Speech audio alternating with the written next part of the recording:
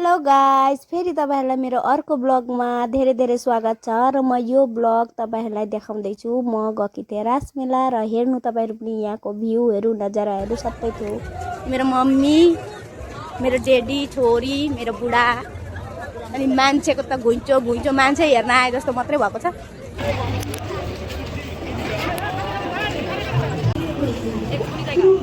Guys भिड हेर्नु, भिड कसरी यहाँ डुल्नु लु भन्नु त, डुल्न भनेर त आयो कि तर भिडले गर्दा म त नडुलौँ घर फर्के जस्तो लाग्यो।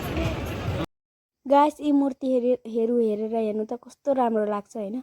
मैले यो मूर्तिहरू हेरेर नसक्ने कि त्यति मूर्तिहरू थिए के, तर यी मूर्तिहरू हेर्न यति रमाइलो लाग्छ। तर मान्छेहरूको भिड घुइँचोले गर्दा नि राम्ररी शान्तिले हेर्न पनि नपाउने र भिडियो बनाउन पनि नपाउने मेरो त्यस्तो हालत भइसकेको थियो के।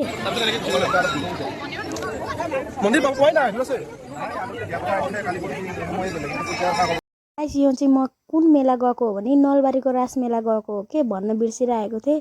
र यहाँ हेर्न सक्नुहुन्छ मान्छेको भिड, हिँड्नु कि भिडियो बनाउनु कि आफू नै हेर्नु कि भयो के। तर यहाँ जुबिन्दाको मूर्ति यति ठुलो बनाएर राखेको रहेछ कि आँखाले नभ्याउने के, हेरेर साह्रै रमाइलो लाग्यो।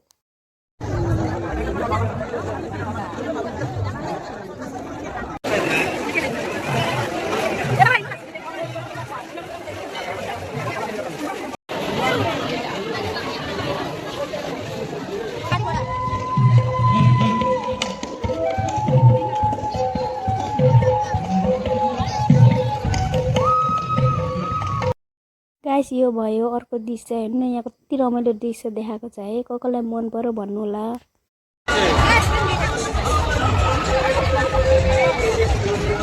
नजारा गाइस, नजारा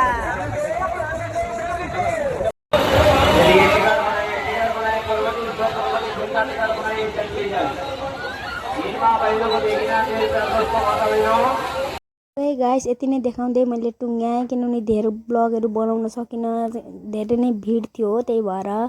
र यतिमै मैले टुङ्ग्याएँ ल। Bye bye, thank you for watching.